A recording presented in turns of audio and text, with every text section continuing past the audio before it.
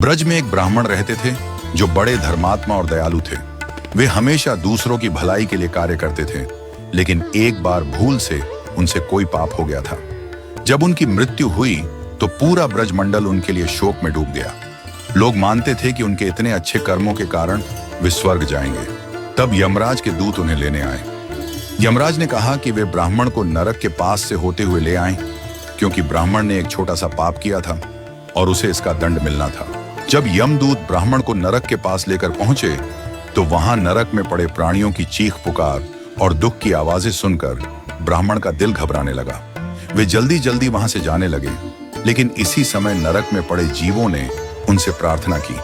वे बोले, महाराज, आपका कल्याण हो, आप एक घड़ी यहाँ रुक जाइए, क्योंकि आपके शरीर से जो हवा आ रही है उससे हमारी पीड़ा और जलन कम हो रही है। हमें इससे बड़ा सुख मिल रहा है। ब्राह्मण ने उन नरक में पड़े प्राणियों की प्रार्थना सुनी और कहा, अगर मेरे यहाँ खड़े रहने से आप लोगों को राहत मिलती है तो मैं पत्थर की तरह अचल होकर यहाँ खड़ा रहूंगा।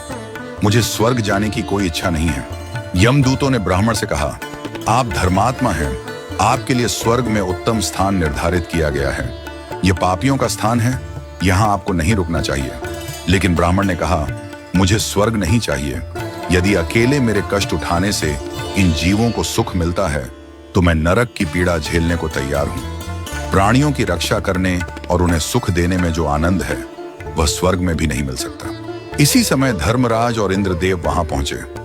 धर्मराज ने कहा, ब्राह्मण, मैं आपको स्वर्ग ले जाने के लिए आया हूं, कृपया चलिए। लेकिन ब्राह्मण ने कहा, जब तक ये नरक में पड़े प्राणी इस कष्ट से मुक्त नहीं होते मैं यहां से कहीं नहीं जाऊंगा। धर्मराज बोले, ये पापी जीव हैं, इन्होंने कोई पुण्य नहीं किया, इसलिए ये नरक से कैसे छूट सकते हैं। तब ब्राह्मण ने कहा, मैं अपना समस्त पुण्य इन जीवों को दान कर रहा हूं, आप इन्हें स्वर्ग ले जाइए और इनके बदले में अकेले नरक में रहूंगा।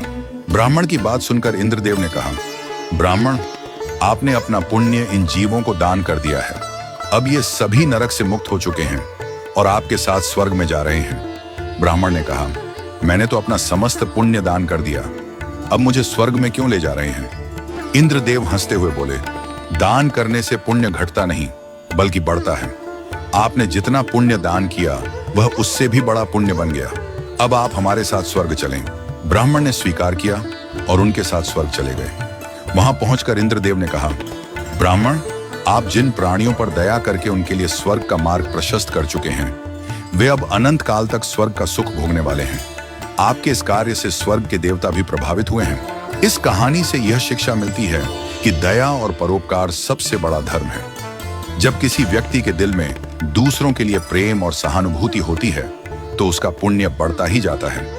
स्वर्ग या ब्रह्मलोक में जाने से ज्यादा बड़ा सुख दूसरों की भलाई में है और यही वास्तविक पुण्य है।